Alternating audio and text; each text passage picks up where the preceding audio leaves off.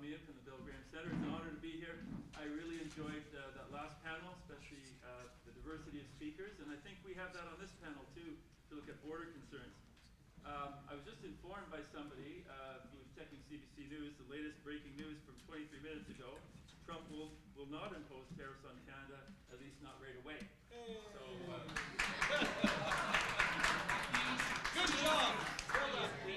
But I'm mindful of my colleagues' comments last panel that we shouldn't react to every tweet. The mic's not on. Can you hear me now? Yes. Okay, well, I guess you got that news. Trump, latest report, not imposing tariffs on Canada right away. But I'm mindful of my colleagues' comments in the last panel not to react to every tweet, but to take the longer view, which is what we're trying to do here today in this conference. I think you'll find in this panel we're going to look at border concerns, as was mentioned, the world's longest undefended border, going back 2 centuries now. You can go back to the War of 1812, the Rush-Bagot Agreement that demilitarized the Great Lakes, a border that we've been justifiably proud of, with the incredible volume of trade that goes across that border every day, as was mentioned in the last panel. And yet, over even pre-Trump, we've seen attempts to restrict that border, to close that border. We remember the experience of 9/11, creation of Homeland Security, the impact of the pandemic when the border was closed, the importance of the border to immigration, flows of refugees, migrants, immigrants, trade, obviously, trade in energy first and foremost, minerals, strategic metals, and it's great to have an expert on that on this panel. Border always cited in terms of crime, flow of drugs, weapons, impact on terrorism. And also, as was mentioned this morning already, the environment, flows of water. We think of the Boundary Waters Treaty, and all of those rule-based systems that we've taken for granted over the last few years that have been developed over the last 2 centuries with regard to this world's longest undefended border. So today, I'm really honored to have 3 expert presenters, each in very different fields, which I think will enrich the conversation. First, to my left, immediate left, is Konstantin Karyanopoulos, who's a businessman and expert in critical minerals. He's spent over 30 years in the whole area of rare earth industry, working with governments in Europe, North America, and Asia. He's spent much of that time with Neo Performance Materials. He's informed me he's been CEO of the company 3 times. He's been trying to retire, but not successfully, I guess. And he's also holds a Bachelor and Master's of Applied Science degrees in Chemical Engineering from this university. To his left, we have Kevin Bryan, who comes to us from Rotman School, just next door, economist and associate professor in the strategic management area. Kevin was telling me before the talk he also worked for the Federal Reserve back in the 2007 financial crisis. He assures me it was not his fault that he had left by that time.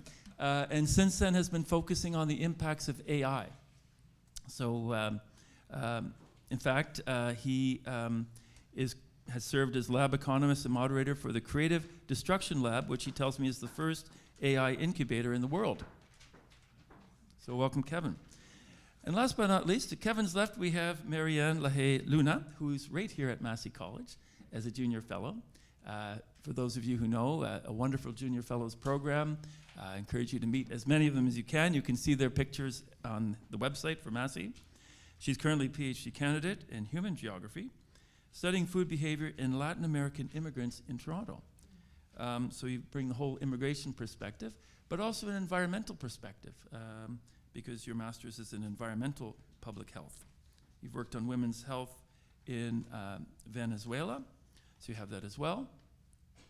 So we're really looking forward to your input in this as well.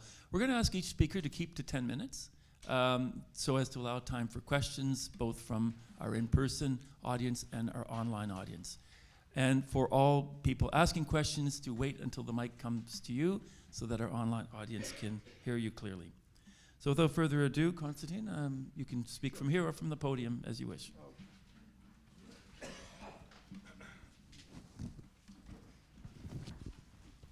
Thank you, John. Good morning, everyone. Late morning. Thank you, Tom, for the invitation to speak. having spent 6 years of my life just south of here. And we never raided, as engineers, we never raided Massey College, but we raided Devonshire across the street, where a lot of our colleagues lived. I'm glad to have my former chairman of the Department of Chemical Engineering here, who I decided to join in retirement a little while ago. I've had a great time here at the University of Toronto, studied chemical engineering. My first job out of graduate school was with Imperial Oil. So I thought I always wanted to be an oil man until I got into the oil business, and I changed my mind. I left a couple years later to go to Praxair, the industrial gases folks. We did a lot of water oxygenation in Hamilton Harbor, believe it or not, and the fish came back.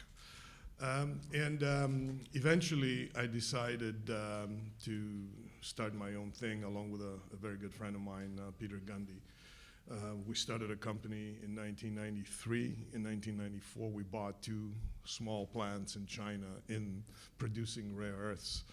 And then the world followed us into China, so all of our customers, in the first decade, in the 90s, were exporting more than 90% of what we were making. In the 2000 to 2010 decade, most of our customers established plants in China and were supplying them there.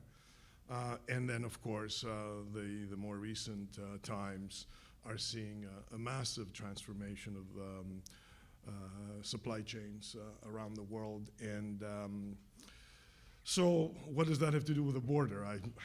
I think ultimately, in a country like ours, a middle power, a trading nation, we need to look after our economy, and as long as we look after our economy, we can create the tax base that looks after all our fantastic social scene in this country. So as a middle power, I heard a comment in the question and answer in the previous panel about the conduct of the Premier of Alberta, which I couldn't agree with it more.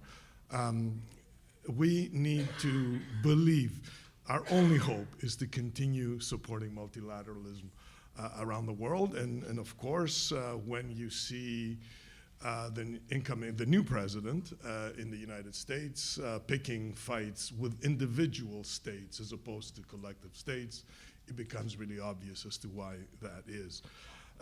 Also, as a trading nation, I totally believe in diversification. At some point, our governments need to look at diversifying our economies beyond this dependence.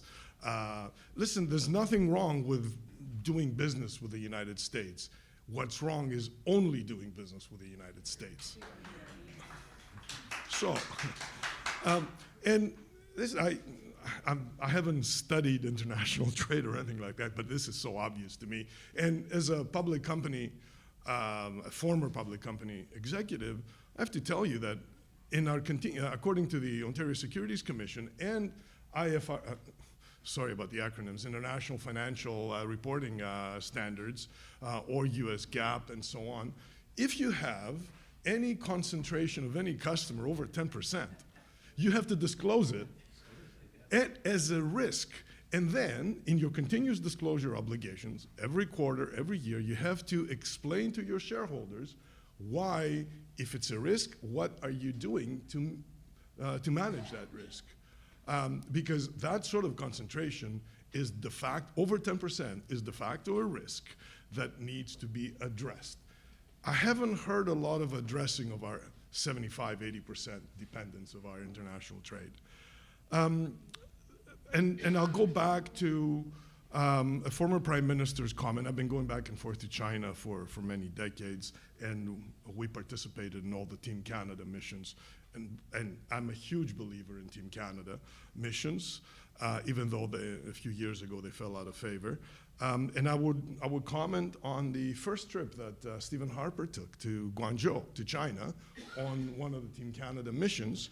And I'll quote, what he said at the time is, we want to sell our oil to countries that want to buy our oil.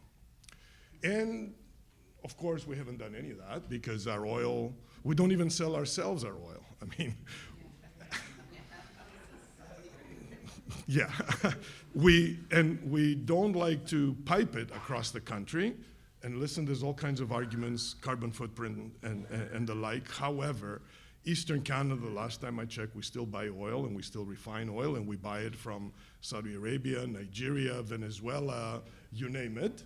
So for some reason, I fail to see why buying oil in the open market at the world price, while we only ship our oil to a monopsony south of the border at a heavy discount to the world price.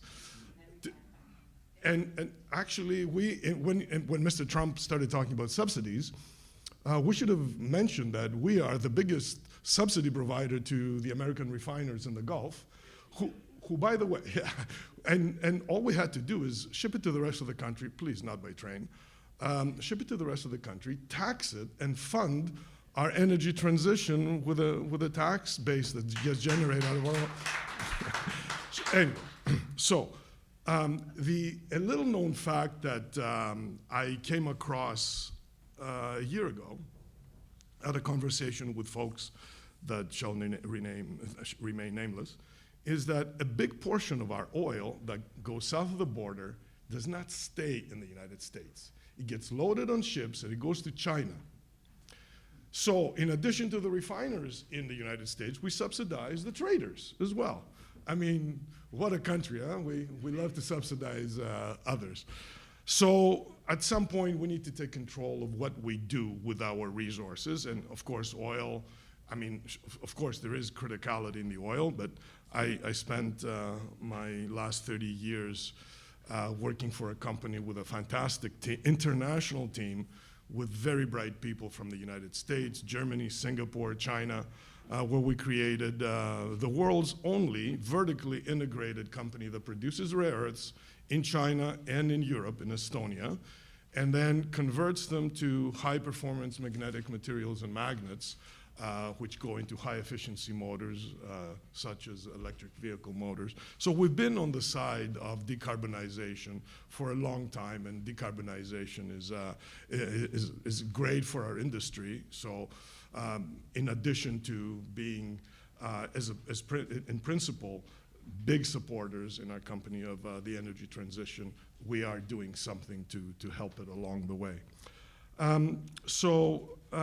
In addition to what the comments that I made, these were sort of ad hoc.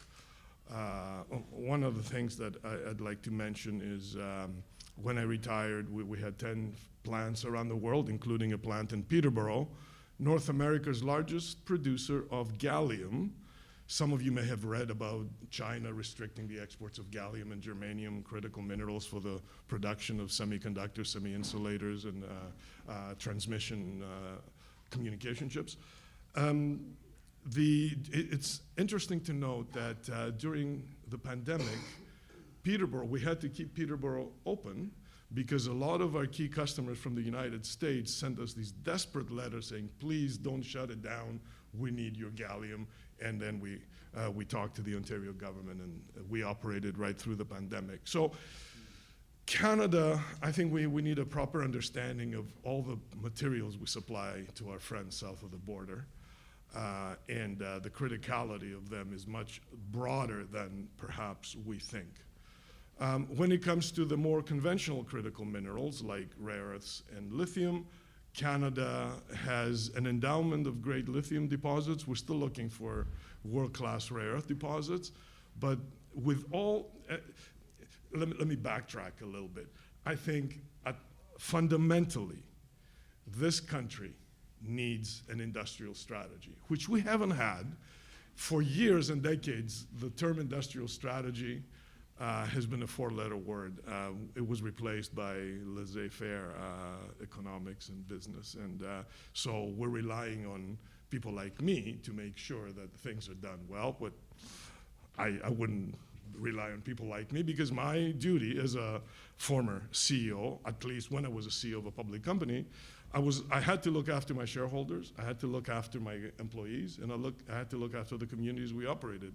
The national interest, only as a Canadian, but not as an employee, I cared about it. So we really need to rethink Perhaps in the broader conversation, maybe we need to rethink capitalism. And to quote Mr. Fink from BlackRock, we need to rethink how the government's role needs to evolve in terms of saving capitalism from the capitalists. But that's a different story for a different conversation.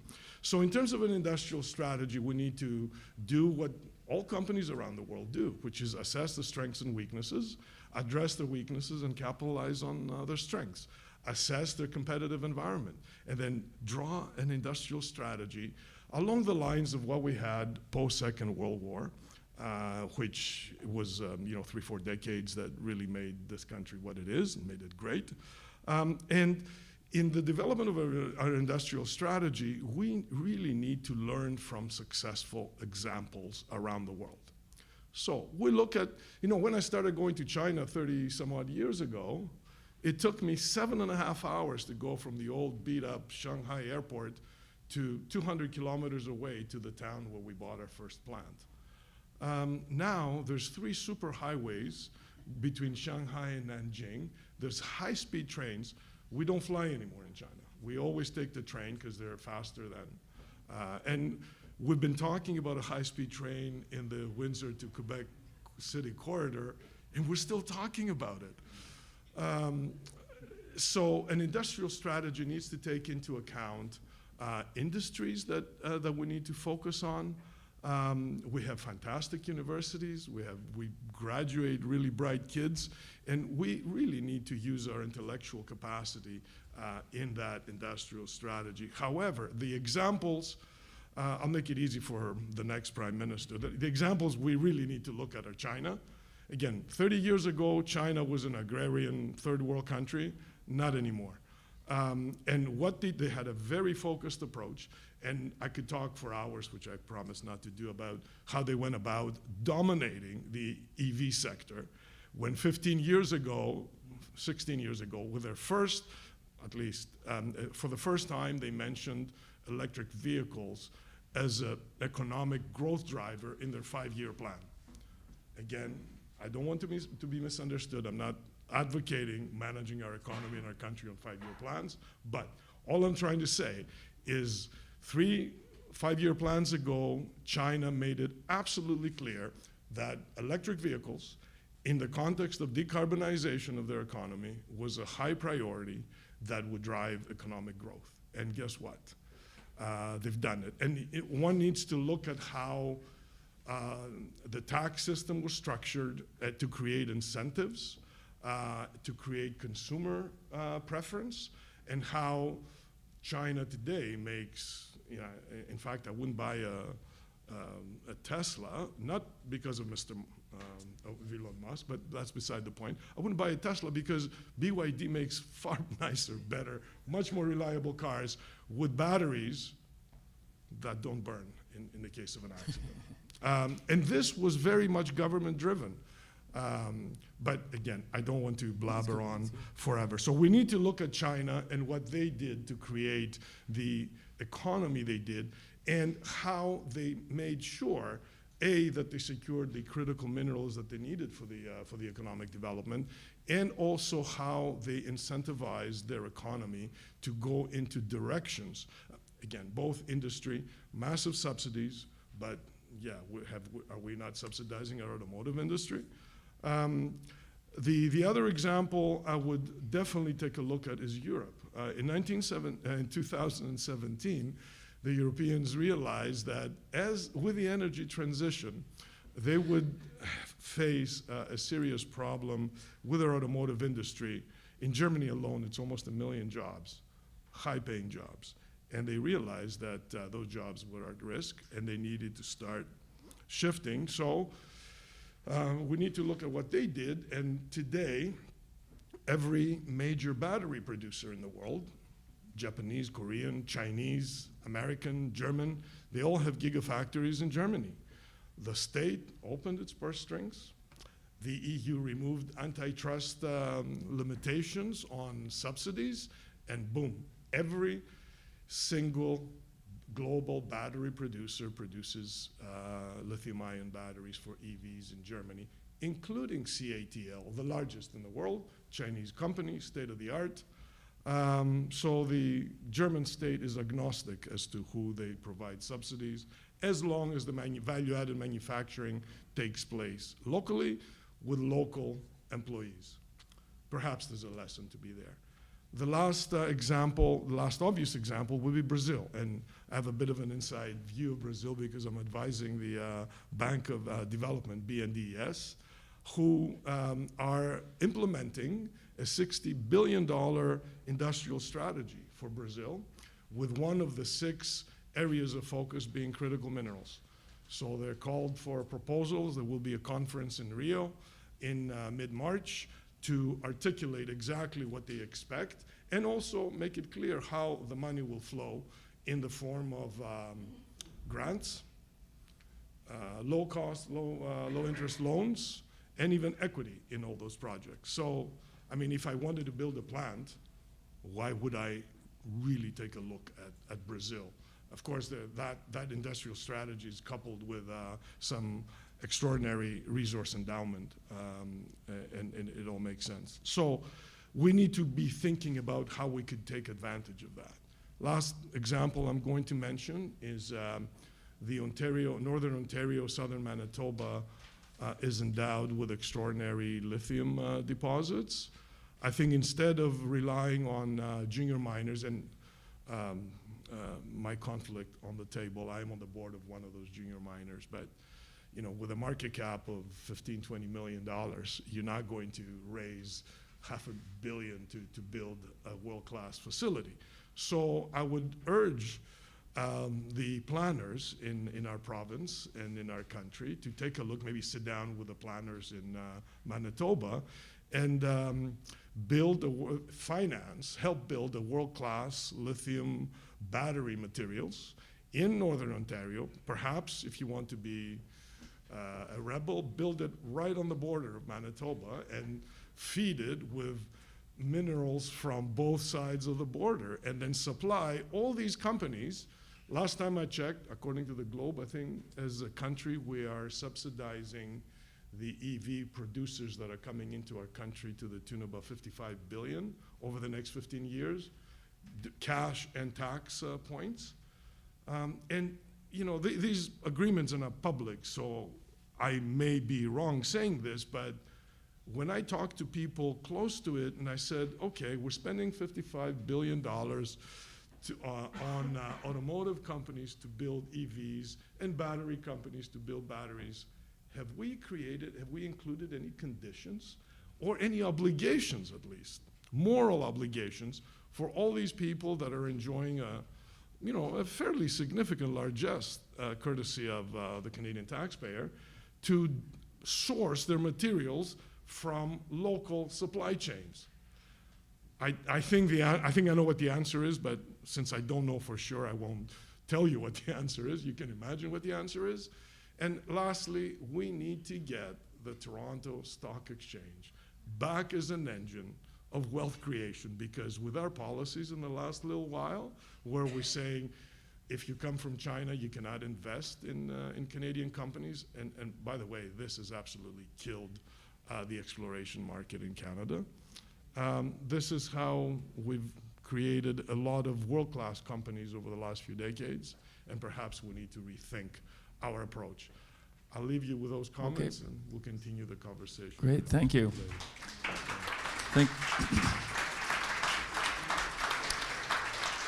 Thank you, Constantine Karyanopoulos, for opening our minds. As I'm listening to you speak, I hear the phrase, never waste a good crisis. And I know you worked in China, but I believe the Chinese characters for crisis also mean opportunity. And thanks for opening our eyes, zooming out a little bit from the United States, the current focus of attention today, to remind us of the opportunities further afield. I'd like to turn now to Kevin Bryan, who would like to share a few words. I would ask that the speakers keep their comments to about 10 minutes to allow time for a good question and answer exchange. Perfect. Thank you very much. I'm going to, you're not going to be happy with these 10 minutes. You're not going to cheer, I'll tell you that. So what I'm going to do, I'm going to start by giving you where Canada has an economic advantage. So basically the source of Canadian wealth, historically and today. Then where things are going wrong, and then what we can do about the things going wrong. Unfortunately, that last part is where the bad news is. And just to give you my background a little bit more, actually my first job was also in China, in Beijing in 2005. I worked for the US Embassy. I wanted to be a diplomat. WTO was session time. China was a very different place then. China's GDP per capita PPP was the same as India is today, to give you an idea of where it was. Then I worked at the Fed during the financial crisis. I saw a lot of bad policy making. And I've been up here for 11 years, working a lot on AI policy. I'm a game theorist by training, so kind of at the intersection of math and economics, which is a good fit. Entrepreneurship as well. So this is where Canada goes well, okay? 3 huge advantages.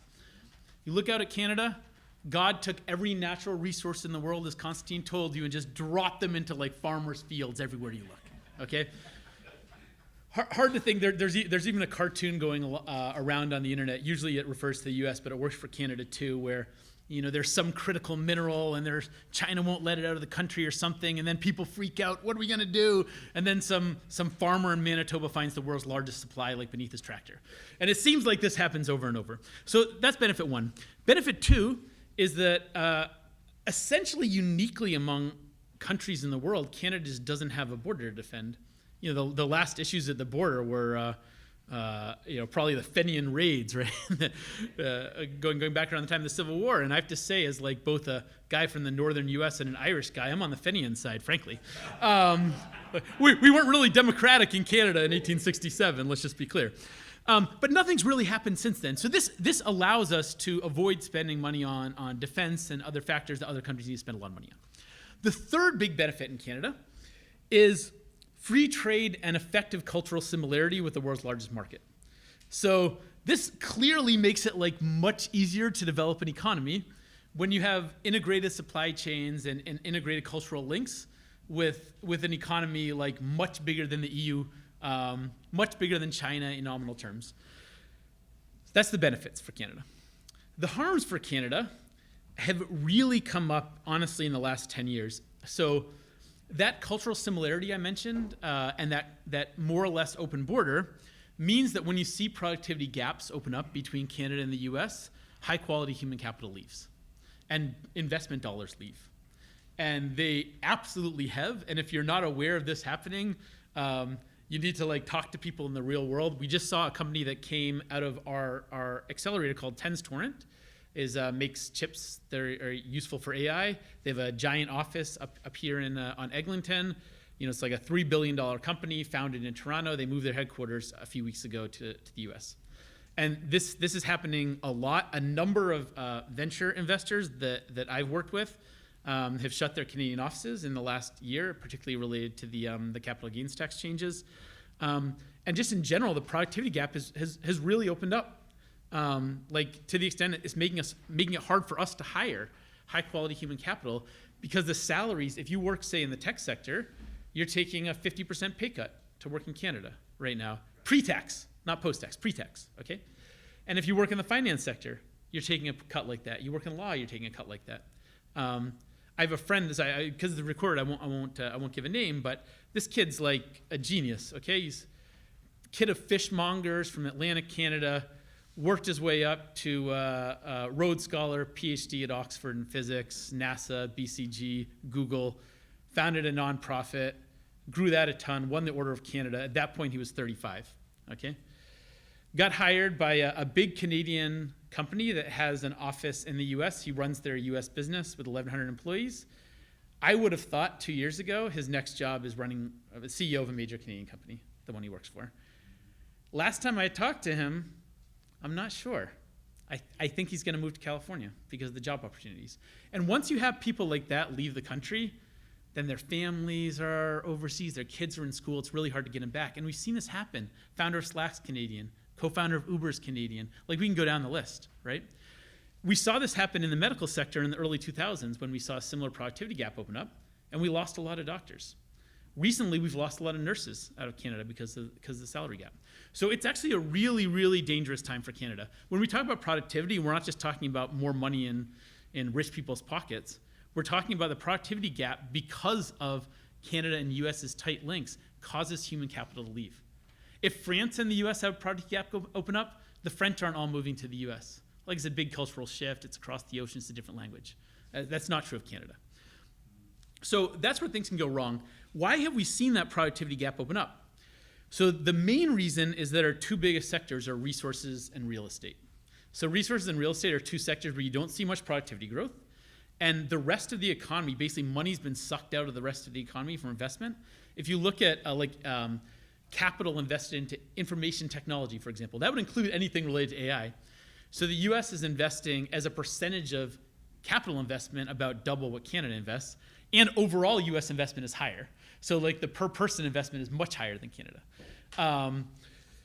This is a really, really tough problem to get out of, because we can't just say, well, let's diversify our economy away from resources and real estate. I just told you the big benefit of Canada is that God dropped all the resources on every field in Manitoba. Okay? So it would require pretty major changes in the structure of our economy and structure of policy to be able to develop some of these other sectors. It could be worse. Like my favorite example for how bad it can be is this shift to AI, which will be the dominant story of the next 10 years economically in the world. This shift to AI, Facebook last year laid off like 20,000 employees and then invested something like $27 billion US buying chips. Okay? In Europe, SAP, the biggest tech company in Europe, invested about 0.9 billion euros in AI chips. 27 billion was Facebook, okay? 0.9 billion was SAP. Why? Because under German labor law, they can't lay off those 20,000 people. So when you're in a time where the economy is changing pretty rapidly and the economic environment is changing rapidly, certain laws that seem beneficial in kind of more stable times actually start to bite and make it harder for the country to adjust. So given that, what can Canada do? So you often hear two things. One thing, a little bit, Constantine was mentioning, I'm going to pick on Constantine a little bit, is that we need some more government programs, some more industrial policy. I assure you the driver of that productivity gap between the US and Canada has not been that the US is more involved in the private sector than Canada is, or the US is more involved in the private sector than Europe is. It's the opposite, okay? The other thing that people sometimes suggest we can do to fix this productivity gap is diversify where we trade to, so outside the US. So I'm a theoretical economist by training. One of our most famous models is called the gravity model. Basically, the way trade works is that the more culturally similar you are and the more geographically proximate you are, the more trade happens. You can just see it on a graph. It is not possible to diversify, say, sending the oil out of Canada to like Japan. The reason we send it to the US is because you can just put a pipe on top of the ground and send the oil to the US. It's geographically proximate. Like if you're going to produce energy for Toronto, opening up a new source of electricity in the Yukon is not terribly useful. The same idea is going to apply. So the problem with the gravity model, though, is that if you want to diversify away from the US, the size of the Canadian economy is not very big. So, or 40 million people. So what you can do domestically, an entire supply chain, you can't do what China does.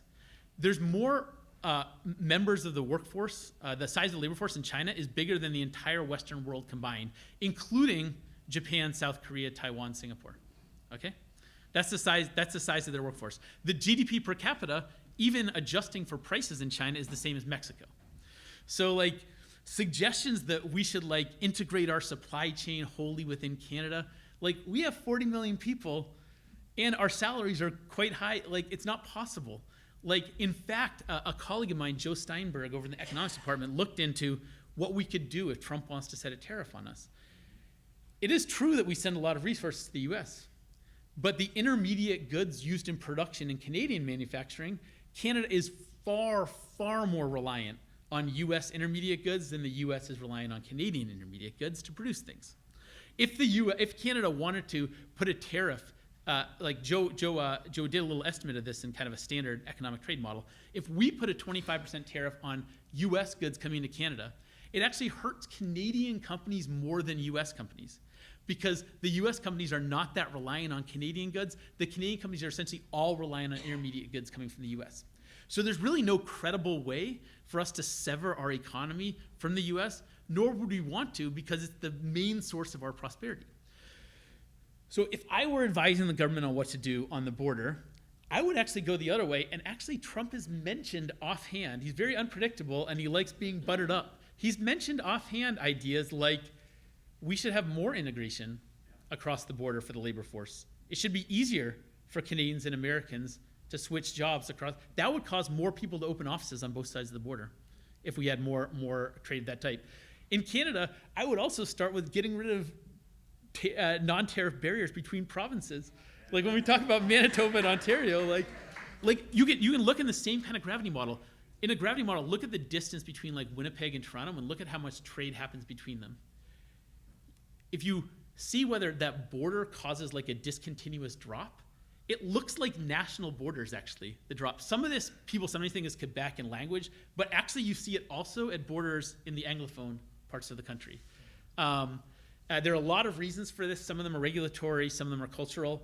But suffice to say, there's a lot we can do that involve more integration domestically and in North America rather than less that would benefit Canada and lead us to become prosperous. Final thing I'll say is where I do think some type of policy changes are needed is in AI.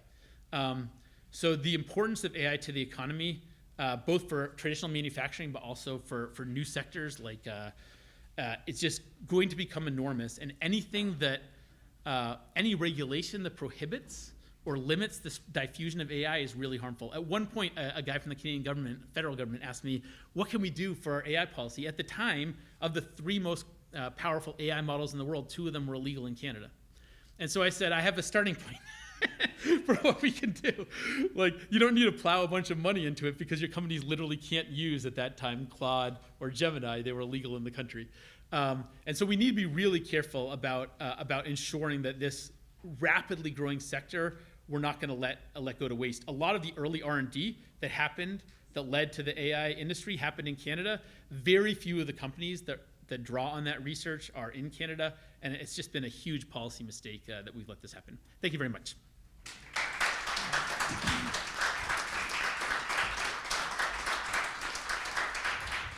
Thank you very much, Kevin, for sharing those insights and the call for greater integration. I'm having flashbacks to the 1980s and free trade debates here today. Marianne, if you'd like to share your views, especially on the whole immigration side of the border. Yes, so thank you so much. All right, so when I was invited to join this panel, I took a look at the topic and I decided to approach it the way that I usually do, which is firstly to look at the data. As a researcher and a PhD candidate, I often find that numbers tell a true story and they help us contextualize what is actually happening around us in a more unbiased way and removes any politics or personal opinions. So with that being said, when we think of this topic of our border and how our measures might be impacted by our neighbors to the south, we firstly need to realize that the reality of what is occurring in Canada is simply not the same as in the United States. So first, let's look at the numbers around those who cross borders without proper documentation. When comparing immigration trends, the US-Mexico border sees a far higher migration volume than the US-Canada border. In 2024, US authorities apprehended 2.5 million people at their border, and in comparison, Canada only apprehended fewer than 100,000. And this is a difference of over 25 times.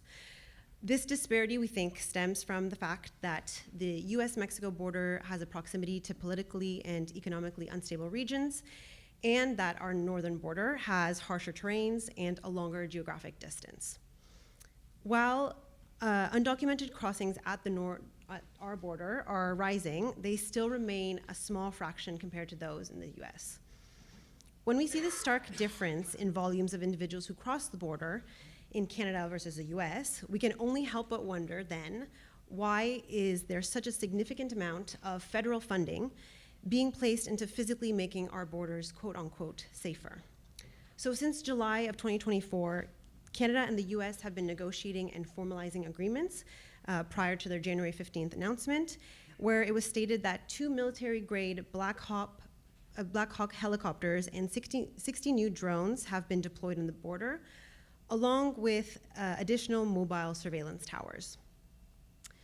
These measures are part of the $1.3 billion border plan announced by Ottawa last month. So I know that you had mentioned that Ottawa is not, or Canada doesn't have a lot of economic input in this, but that has changed. Although we are not building a physical wall, there is still significant surveillance measures that are being implemented in the border between US and Canada. So therefore, we can only assume that these measures are being implemented as part of a political response and not necessarily based on the realities of what is occurring. So what can we expect to see in Canada with this new Trump administration? In 2017, when Trump was again in office, he did reduce the numbers of refugees that the US would accept, and Canada did see an increase from approximately 2,500 to 20,000. However, it is, therefore it's possible to also see a similar increase this time around. But as I mentioned, the realities of US and Canada are not the same, and although they're higher than before, it's still not comparable to the number of refugees that we will see in the States, where in 2024 alone, they accepted over 100,000 refugees. So with growing anti-immigrant sentiments in the US, many might feel safer here in Canada. This means that agreements such as the Safe Third Country Agreement, which is a bilateral treaty between Canada and the US designed to manage asylum claims between the two countries, might no longer be effective. It works under the premise that both countries recognize each other as safe places for refugees to seek protection. Asylum seekers must first apply for refugee status in the first country where they arrive in. So for example, if someone arrives first in the US, they can then not cross into Canada and then ask for asylum here. Of course, there are exceptions to all agreements, and one of the most notable exceptions includes for those who enter Canada through irregular crossings. So these are crossings outside of official border points, such as was the Roxham Road located in Saint-Bernard-de-la-Colle in Quebec. So without changing agreements and in combination with Canada's restrictive border policies, this could lead to regional displacement and increased reliance on dangerous smuggling routes. Closing informal routes, which was done in 2023 for Roxham Road, and without making any changes to the Safe Third Country Agreement, may push migrants into even more dangerous conditions. And without safe legal alternative, vulnerable individuals may be at a greater risk of exploitation. Ultimately, this safer border rhetoric that we're hearing fails to address the root cause of migration, which includes structural inequalities within nations, systemic exploitations, intentional underdevelopment, racism, neocolonial resource extraction, and one of the most significant challenges of our time, climate change, which scientists have repeatedly shown us for decades using unbiased data that its effects will be significantly felt in all regions globally, albeit at differing degrees of intensity.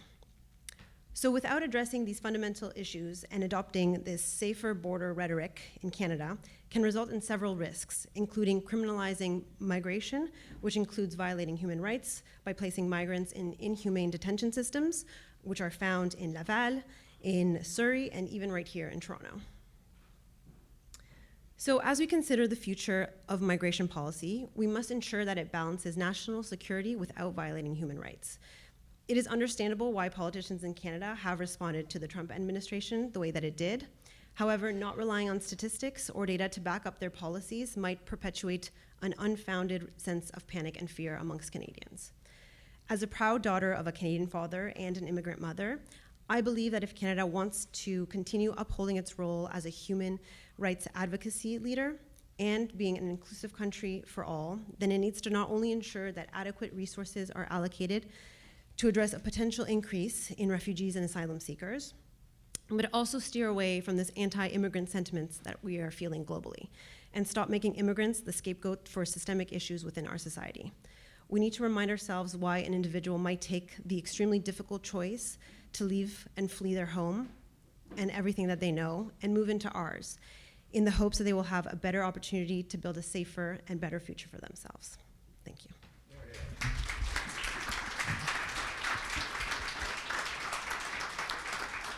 Thanks, Marianne. Thank you for all three of you for really enlightening perspectives. Constantine for helping us focus on what Canada has, the leverage we do have, your call to take control of our resources that are so plentiful and so important to the rest of the world.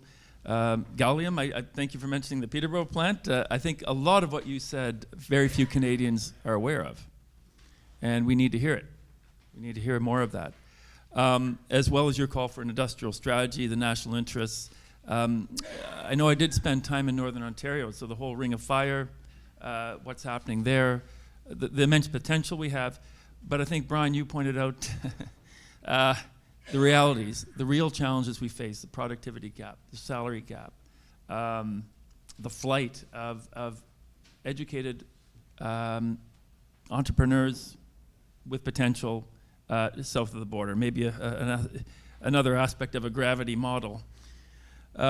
Marianne, yeah, thank you for raising what will only become a more urgent issue as we go on, immigration, migration, refugees, the flow north-south, but also south-north as well. As I listen to the three of you, I teach history of Canadian foreign relations, and it strikes me as a historian to see some of these themes come back over and over again. 1970s, Pierre Trudeau, responding to the Nixon shock, another president who slapped on some tariffs, realized their overwhelming dependence on the United States, that you point out, Constantine, and his solution was the third option. We need to diversify. And so he led missions to Japan, Europe, signed a few agreements, very little came of it. Canadian companies were not used to dealing in Japan. There's tremendous cultural differences, and it's generally regarded as a failure. Now, when I bring it into class, a lot of students say, wow, it's time to try that again. Is interesting. So that's interesting take on it from a younger generation, perhaps. But I think, Kevin, you've pointed out the real challenges in doing that. At the same time, the gravity model could turn, if you apply it to the case of Germany, gravity model might say, well, Russia's a nearby supplier of oil and energy. Just build your pipelines to Russia, and we've seen the risk in that. Reliance on the United States is a huge risk, as Constantine points out. But is it even possible? And you've addressed this, all three of you, in your own ways, to diversify relations away from the United States. Kevin, you talked this might be a moment for greater integration, what that might look like. Are there not opportunities in this Trump America First agenda? But it seems, again, I mean, these issues were raised in the 80s over the free trade debate. Do we diversify, or do we integrate even further? And certainly under Brian Mulroney, the option he presented was the second option, greater integration. Is that the way forward? Or how much choice will Canada have in this matter? It's open to all of you. You don't have to turn it on. Yeah. It's already on. Well, let me take a first stab, Kevin. You can. You like to stir things up. Yeah. I've been called work. Don't worry. Listen, those two are not mutually exclusive. We can have greater integration in the sectors we would like and are necessary, where we can do well, or not. But we can also have greater diversification. I didn't say diversification was easy. Dealing with China or Japan or Korea is not easy. I mean, it took me 3 decades to figure things out, and I'd be a babe in the woods, but you know, the new CEO of NEO is in the back, and he can give you the war stories as well, and we'll show you the scars on our backs. It's not easy, but it's worth it, and you have to do it. As a public company CEO, I wouldn't be able to sleep at night if 80% of my sales were in one customer. I'd be working hard as hell to diversify that. So, but that doesn't mean we won't continue doing business with our greatest business partner. And perhaps there's another opportunity along the AI lines. Something else I didn't know, in the first Trump administration, the GM set up its autonomous driving center in Markham.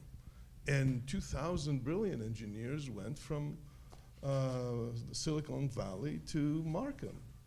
They did because that's where the job was. I don't know whether they're still there or how, it's all worked out for GM. I don't think they're doing particularly well in that sector. But the first Trump administration created the conditions for a lot of folks that didn't feel comfortable in the United States. A lot of recent immigrants, they came north to Canada, and this is where some fantastic work is going on.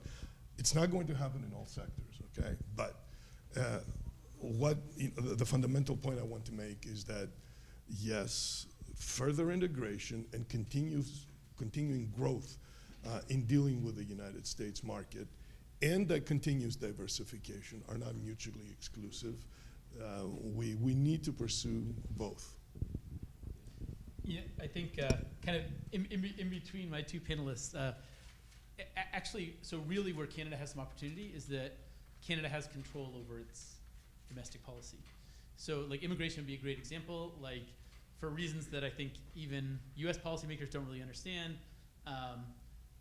Indian H-1B holders are treated differently than H-1B holders from other countries. There's basically like a 7% cap on transitions to green cards by country, and right now Indians make up way more than 7%. I think if Canada had an H-1B, it'd be like 78%, but in the US it's like 20%. So this means there's a long wait to get a green card, and so to attract, for example, like an Indian worker in America in the tech sector to Canada using different policy is something we're able to do. So having control over your own domestic policy does allow you to do things that say a state in the U.S. might not be able to do. And so I would look at sectors where the sector is integrated, but there's like policy reasons why you can't perform some economic activity in the U.S. The immigration side would be a good example. Another one would be like biomedical research using stem cells, for example, where a lot of that left the U.S., a lot went to Japan, among other places, because of legal restrictions. My worry, though, is that actually this has gotten harder. So when I moved to Canada, the capital gains tax here, the corporate tax was lower than the U.S. It is no longer true. So we no longer have an advantage on the tax side of pulling people in. The growth of like industrial policy is not good for Canada. So Canada does not have the amount of dollars to push into government-funded subsidies that the U.S. or China or even Germany has. And so the more you have sectors where does the government plow $100 billion into something becomes important, actually the worse it's going to be for Canada. It's better for Canada to have sectors that are highly integrated where it just is the private sector companies integrated with the rest of the world are able to perform well because we have a safe, stable democracy. So I don't know exactly what it looks like going forward for where Canada can use policy differentiation to grow certain sectors, but I would probably start looking there if I was a policymaker. Marianne, did you want to comment on implications for immigration on this? I could quickly speak on the seasonal agricultural worker program. So I know that in that field, Canada definitely benefits, where we have agricultural workers, primarily from Mexico, coming in fields such as like berry picking or tomato fields. However, these programs tend to be quite exploitive for the workers, and the main concern here is their living conditions, and the new policy change that was just released, stating that individuals of Mexican origin, if they already have received a work visa from Canada, they can now no longer ask for asylum. And so it sort of places these individuals who are already living in quite precarious conditions here in Canada, and most likely at home as well, to then not be able to come here in Canada and seek for asylum. I'd like to open up for questions from the people here and also people at home watching online. First question is from you. And wait till the microphone comes to you so that everyone can hear you. Right here, this lady here. How cool is this painting, by the way? It is. Good backdrop. Thank you very much. Fascinating perspectives. My name is Ratna Umeedwar. I'm a recently retired senator. My question is on the diversification side. Do you believe, and all three of you, do you believe there are any legs in the proposal for Canada to join the EU that would have significant implications for trade, for monetary policy, and mobility? Because then we would Is this just a pipe dream or something with legs? So can I clarify, do you mean the EU itself or the Eurozone as well? Both. Okay, so joining the Eurozone would be a disaster for Canada. So normally we call it like optimal currency areas. You basically want the shocks that hit your economy to be this relatively similar across places that share the same currency, because otherwise you don't really have as much control through monetary policy in response to shocks otherwise. So it turns out the economic shocks that hit Canada and the ones that hit the EU are just wildly different. And actually trade's not that integrated, which is part of the reason the shocks are wildly different. And won't ever be integrated because of the geographic distance. So the Euro, I think, is a terrible idea. Joining the EU, I think this one's a bit odd because we basically have a free trade agreement already with the EU. So I'm not sure what you get other than you start getting some like regulatory requirements that, I said Canada's big advantage is that they have control over domestic policy. So like the EU passed an AI act that's just destroying the tech sector in the EU right now. Canada not having to follow this type of rules is good for Canada, not bad. I'm not totally sure how we would benefit from a rule like that. I think if you wanted like a really pie in the sky thing that Canada should do, I would have Canada, anyone with a job offer $100,000 or more from any country is allowed to work in Canada without restriction. That would be like a massive, unique advantage that Canada could implement. It would lower prices on certain things like medical care and legal and other expensive products, and would be good for the country. But I would look for stuff more like that. I don't know, being more like the EU economies is really where I want to go right now, to be honest. Okay. Or anyone else want to comment? All I would add is that perhaps we could continue the free trade approach. We do have a free trade agreement with the EU. However, I believe it still has not been ratified by all the member states. Perhaps we can engage in a bit more creative and constructive diplomacy to make sure that happens. And we can extend that model to the TPP. Asia Pacific, instead of having the quote unquote strategy that we had on Asia Pacific, we need to have a real strategy, properly and professionally managed. Professionally, I don't mean by non-government professionals. I mean, come on, let's stop doing scoring own goals on our own net when it comes to diplomacy, especially in the Asia Free Pacific. trade and halloumi cheese from Greece, what do you say? Feta actually is what's holding it up. Okay, all right. Okay, we've got a question at the back, and then one from this gentleman, and then one from Hugh, and one from you. Just directly to the EU AI Act. Hi, I'm Dr. Jennifer Cassidy. I'm a lecturer in AI and technology at Oxford University. And I'm just wondering, I do agree it's destroying us somewhat, the EU AI Act. I consult with a lot of foreign ministries around the world on AI. But Kevin, I'd just love to know your thoughts, because I'm still mulling regarding this regulation aspect. So we know that the lack of regulation in the US regarding AI allows for innovation, more R&D, and ultimately to keep the US in the race, the AI race against China. But do you think that Canada should have a very reflective policy like the US in order to keep themselves in this AI race, or do you believe in some regulatory framework? So it's kind of tough. The Canada proposed AI Act is also very bad. The problem is, I wrote a thing for Brookings about this, but basically AI is changing really rapidly, and so you write, like I looked at all the AI acts around the world written in 2021, and not a single one of them considered any of the issues that we think in 2025 are first order. It's stuff around like bias and other issues that we think are less important than, say, like systemic risk to like the electricity sector, things we're worried about now. So you kind of need a regulatory framework that's quite flexible, and that also requires the people, the bureaucrats who are going to implement that flexibility to be quite knowledgeable. So what I worry about with the EU in particular, for example, you're, I guess not technically in the EU anymore, but are you Irish by chance? I'm not English, I'm Irish. Okay, great. Yeah. Aaron Gibraltar. Thanks for the clarification. I already told you I support the Fenian raid, so we're good. So in the EU, if you go to the EU now, every time you go to a website, you're going to click, I accept cookies on every single one. And if you type something in Google, like an address, you won't be able to click on a map just to see the directions there. You have to go to maps.google to do that. these are because of existing EU regulations. And even though we've seen how they've been implemented and everyone's like, this is crazy, they weren't flexible enough to actually fix the problems. It didn't actually do anything for like that particular rule for data privacy, it just made using the internet annoying. So the people setting those rules and trying to be flexible, also setting AI rules when it's like the single most important thing to get right, I'm just super worried about.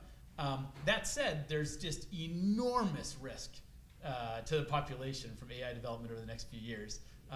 If you haven't been out to like California recently and talked to people, like reasonable people, including at the labs, I was at OpenAI just a couple months ago, like what they can do internally is pretty wild, and the rate of growth is pretty wild, and it will absolutely have like defense risks, national security risks, like public health risks in the very near future, as well as like benefits, like being able to cure cancer, for example.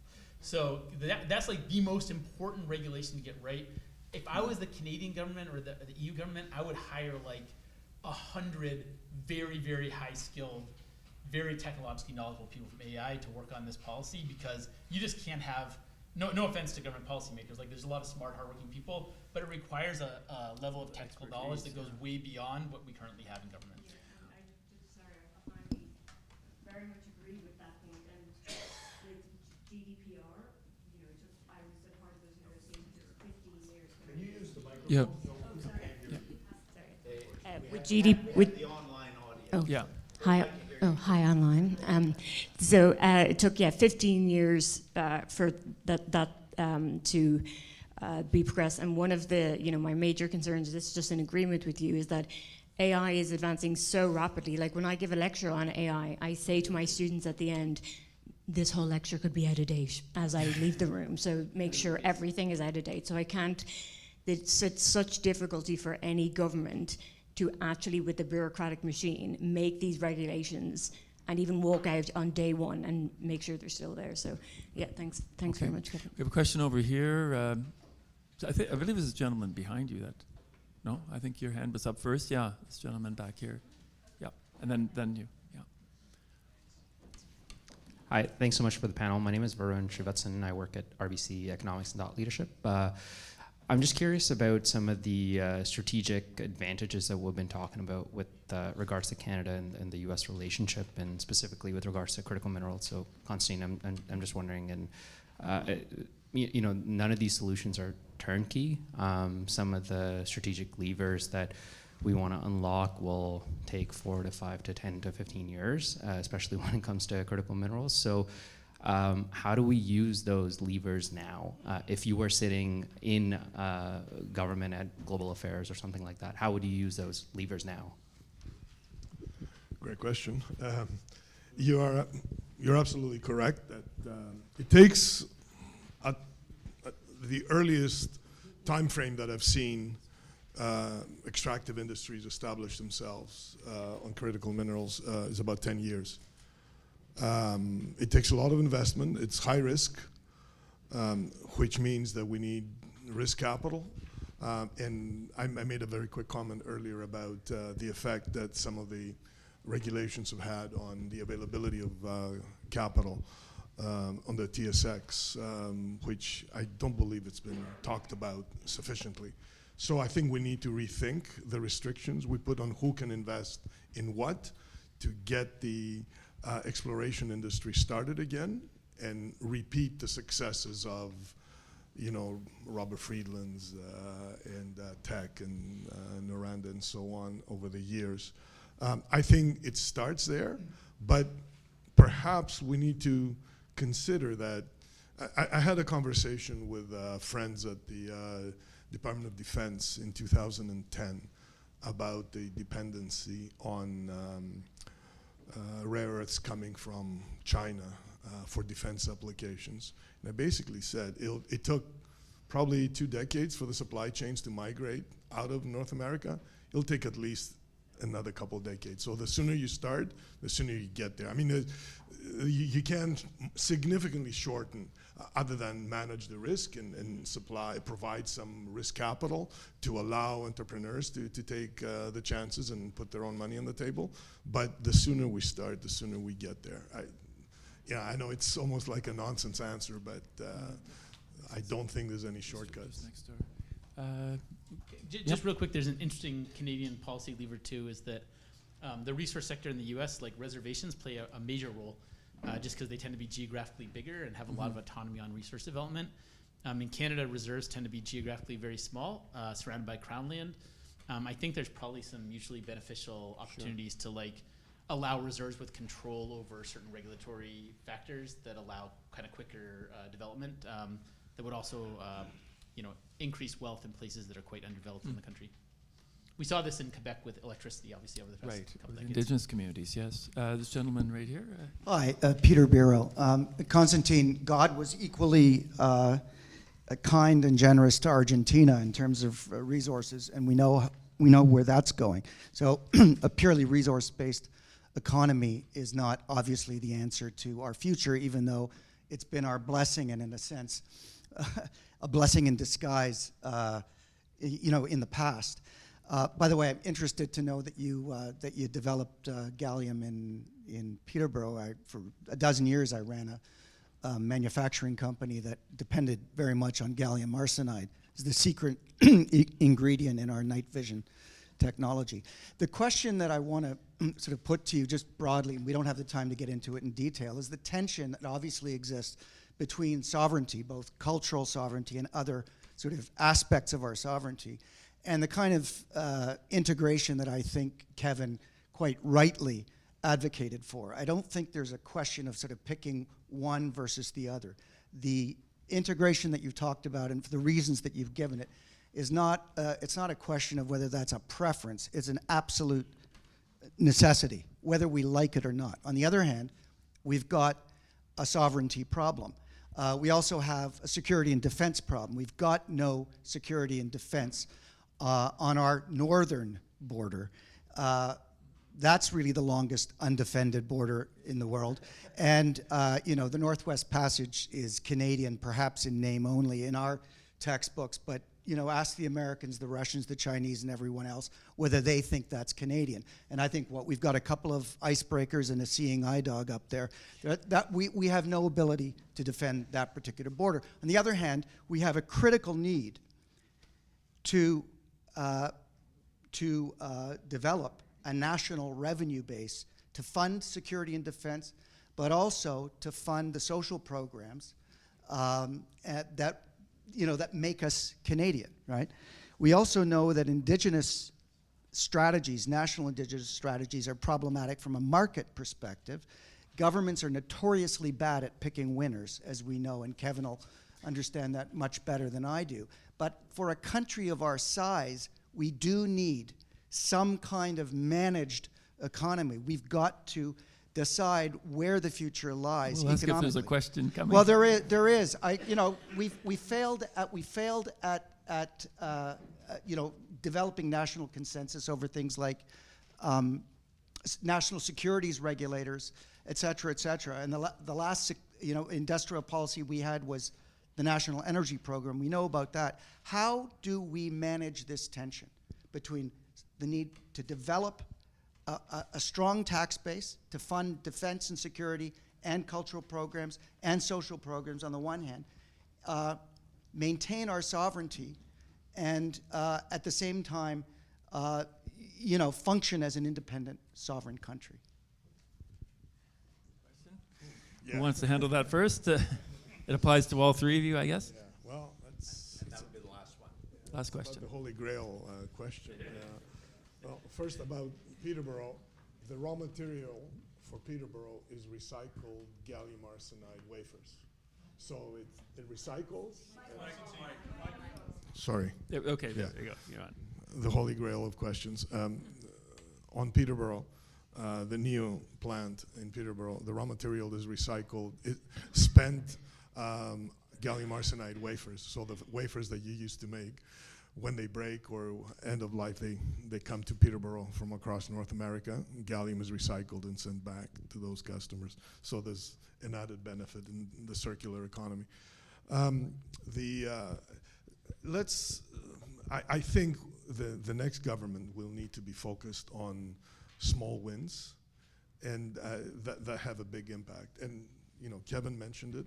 I had it in my notes. I didn't mention it. I would say let's start with free trade across the provinces. On the data that I've seen, it suggests that we could pick up as much as 4 points on GDP growth just from, dismantling artificial borders. Why wouldn't we do that? And then let's get a little bit smarter on how we sell, what we sell, and to whom. I mean, I find it obscene that Canadian oil at a massive discount, regardless of how you feel about oil, we still buy oil. And until the day comes, the day comes that we stop, we need to deal with how we do business in the oil industry. The fact that we subsidize American refineries and traders, I'm telling you, Canadian oil ends up in Asia. It's not shipped from Canada, it's shipped from the Gulf. If it makes sense for the Americans to ship it, American traders to ship it, it should make a hell of a lot more sense to ship it from Canada. But the infrastructure doesn't exist. And again, that's a much different discussion. Kevin, you want to? Yeah, so you need money to pay for things, right? So especially at the bottom, like helping people who are having trouble, like on reserve or kind of folks working on the foreigners from abroad, like it's important for the country that those people have a good life as well.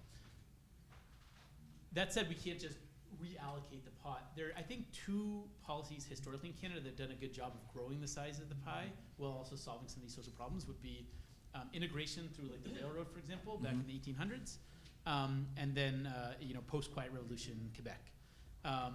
So kind of a crazy fact, my wife was a CBC journalist, and she worked for the French side, and she wrote an article back in the day that said, Quebec severed from rest of Canada. And what had happened was that a bridge in northern Ontario on the Trans-Canadian had fallen, and it turns out, so a joke, the Quebecois really loved this one, by the way, but the crazy thing was that when that bridge fell down, there was actually no way to drive a truck from Western Canada to Eastern Canada. We only have one road that could go through that point until the ice roads opened up. And so all the shipping had to go through the US. Like, this is a wild state of our infrastructure. And there are things we can do to better integrate the country through pipelines, through rail, through road. The Quiet Revolution is a great example because the socioeconomic gap between French Canadians and Anglos in Quebec was about the same as white-black in the US in the 60s for years of education all the way down. And we did basically close that gap.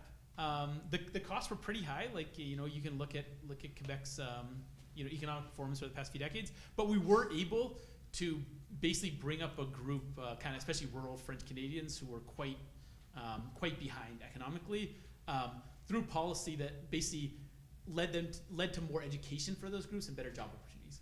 So it's not all just like taking from Peter to pay Paul. There's sometimes opportunities for mutual growth, and I think we want to. Yeah. Okay, Marianne, do you want? Yeah, I think one effective strategy to answer your question would be to rethink the $1.3 billion over the next 6 years that is going to be used to make, again, our borders safe. I think that there's more effective strategies that Canada can do. Again, revising the Safe Third Country Agreement Act. We don't need these, extremely intense measures to. And I'm going to put a quote, make our borders safe, because that's not the root cause. We'll see a decrease in people crossing in unofficial border points if we revise acts, if we make sure that Canadian policies are a bit more inclusive. And how can we ensure social cohesion within Canada? Well, we have to reduce this anti-immigrant rhetoric that we're hearing. And this is how we'll all feel safe here in Canada. Thank you to all 3 of you. Marianne? Great reflection on the border, its importance, future. I never thought we'd be talking about the Fenians today, so thank you, Kevin. And I hope we don't see any modern-day counterparts anytime soon. Thanks to all 3 of you for your insights. I'm aware that our time has ended. We're about to break, and Mr. Trump has already been sworn, and I don't know. I haven't been following it on Twitter. Right now, as we speak. So over to you, Tom. Thank you. Good. Well, thank you, John, and thank you to the panel. I should mention to John that two or three times he's mentioned Pierre Trudeau's third option, calling it a failure, and that was the first policy I worked on in Ottawa, John. So that began my career of many policy failures in Ottawa, but I'm glad you brought it up so I could remember it so correctly. Anyway, ladies and gentlemen, we'll break for lunch. We have a light sandwich lunch in the upper library. Please enjoy lunch and come back in about 45 minutes. We will have Amanda Lang and myself in a conversation with an overview of some of the discussions we've heard about all morning. Thank you very much.